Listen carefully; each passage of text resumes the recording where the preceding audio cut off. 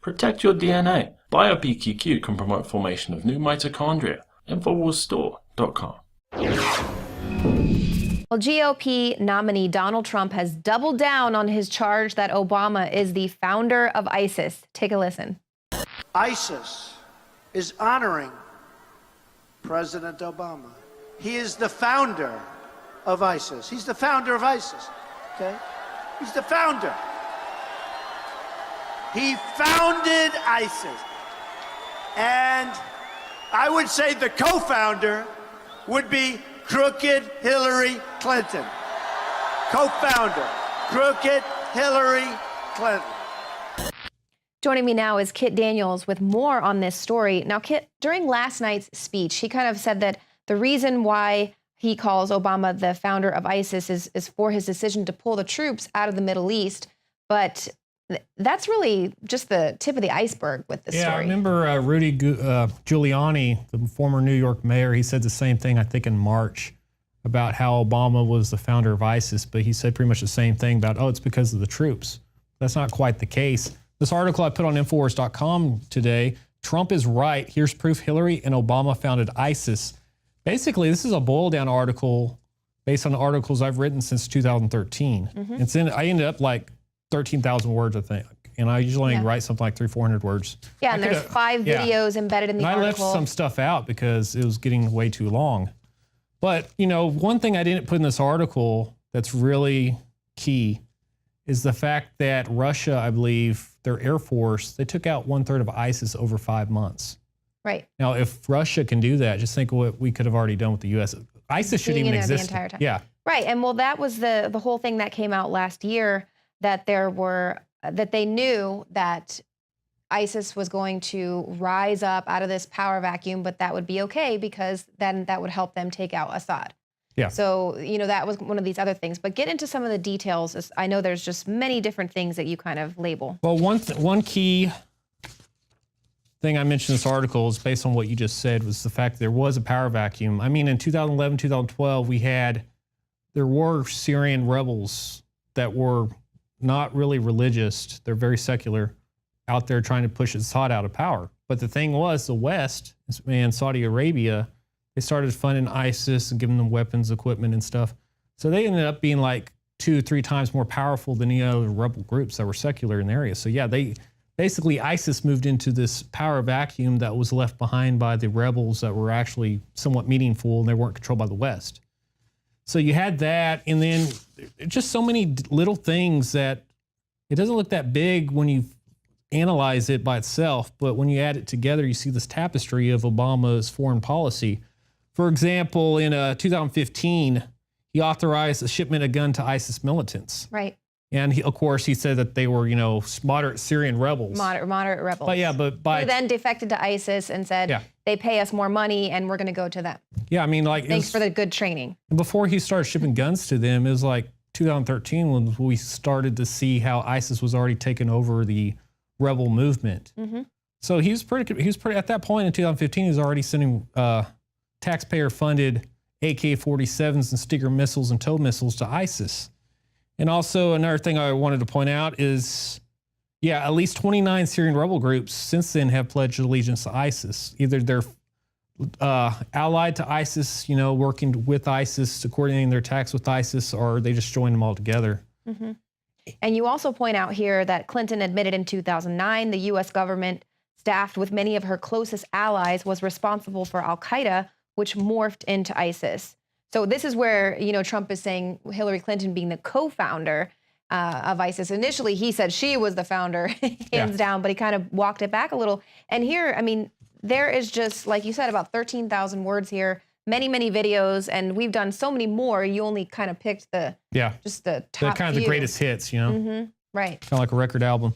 But yeah, I even put a video in here, I believe it's from 2009, where Hillary Clinton admitted that, the U.S. was responsible for al-Qaeda because we went into the Afghanistan in '79 when the USSR invaded the country and created a proxy war with the Mujahideen. I'm sorry if I mispronounced that, but yeah, we went in there, and Brzezinski was kind of the strategist behind our involvement in Afghanistan at the time because he wanted it to be a way to bleed off the USSR because we get them in their own Vietnam War.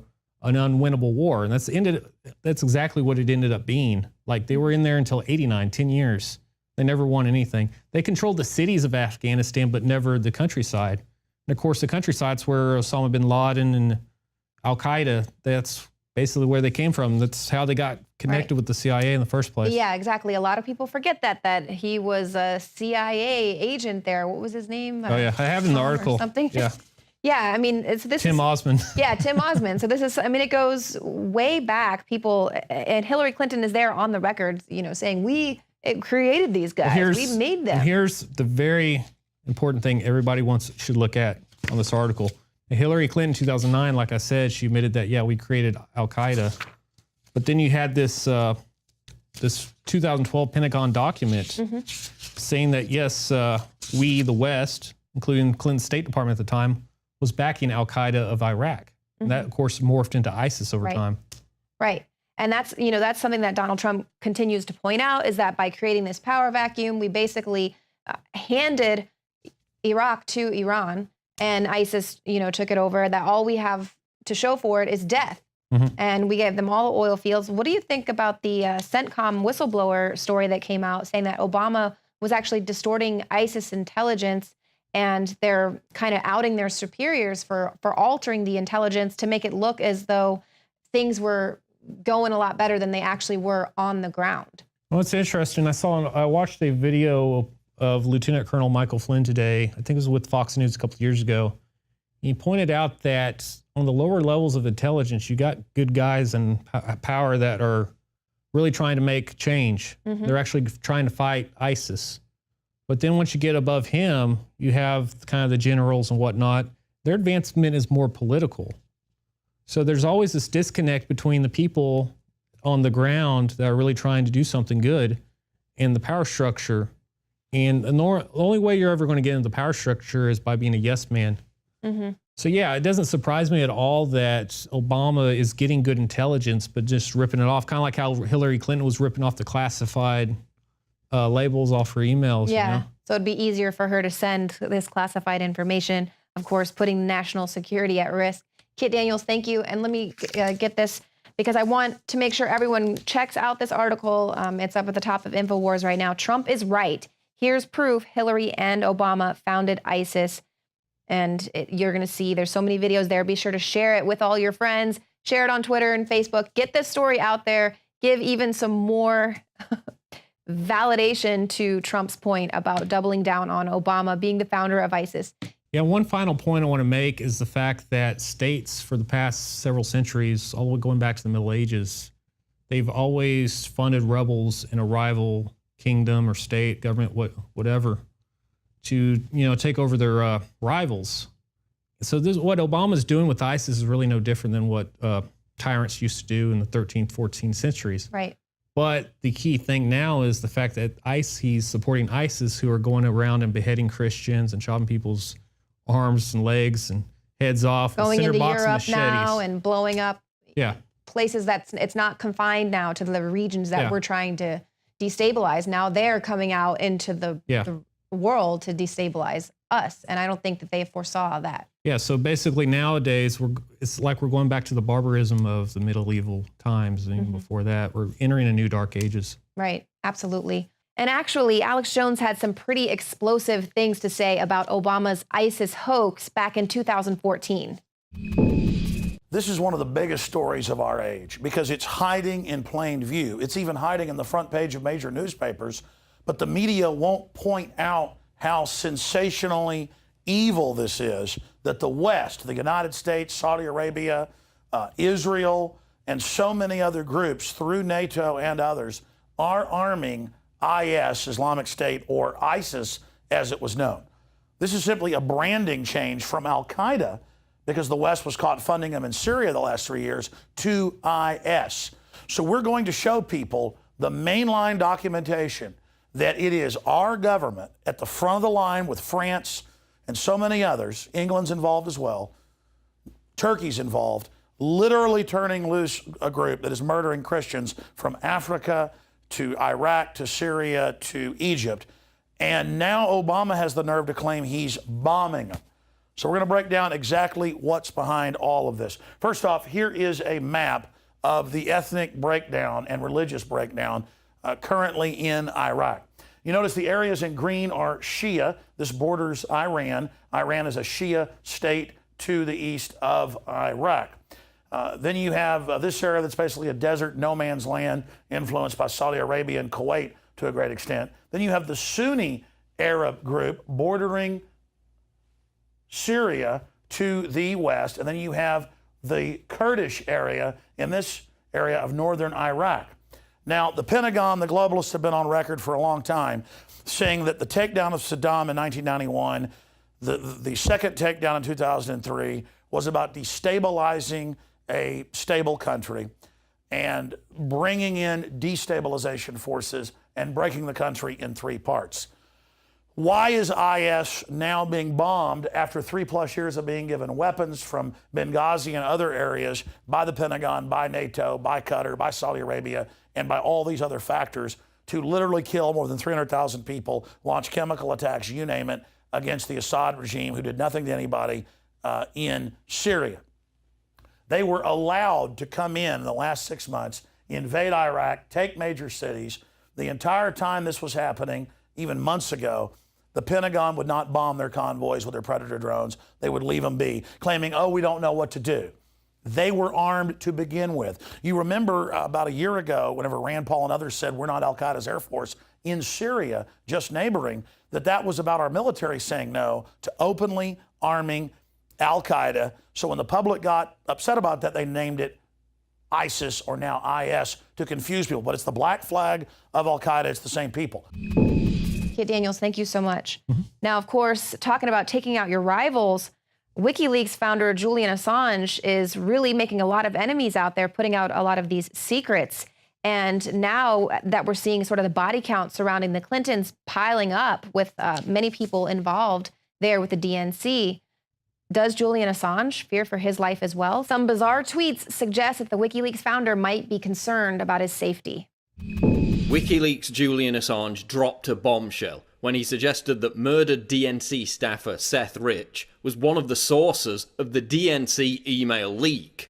But was he one of your sources then? I mean, we don't comment on who our sources are. But why make the suggestion about a young guy being shot in the streets of Washington?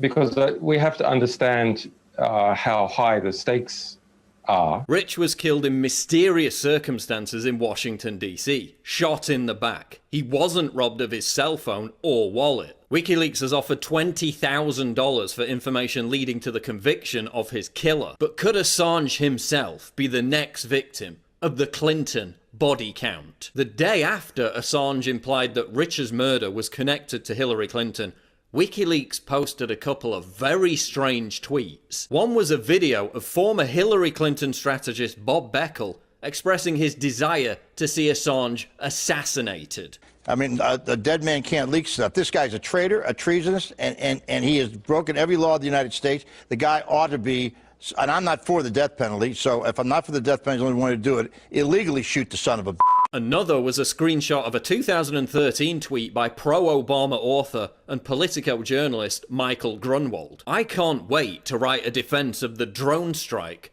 that takes out Julian Assange. Do these tweets prove that Assange is telegraphing a warning about his own potential assassination by the Clinton crime family? What other explanation could there be? Why is he invoking the threat of his own murder the day after implying that murdered DNC staffer Seth Rich was the source of the DNC leak? Is Assange alluding to the threat of himself being targeted by the Clintons without outright saying it, so as to avoid being labelled paranoid by the media? The notion of Assange being assassinated is starting to crop up more and more. Actor and conservative commentator James Woods even asked for the odds on whether or not the WikiLeaks founder would survive until the election. Remember, Assange has vowed to release more damaging intel on Hillary's links to ISIS, corruption within the Clinton Foundation, and vote rigging. We have upcoming leaks in relation to Hillary Clinton. You know, the emails we published show that Hillary Clinton is receiving constant updates about my personal situation. Yes, WikiLeaks would still continue releasing the info without Assange. but he's the face of it. He does all the interviews.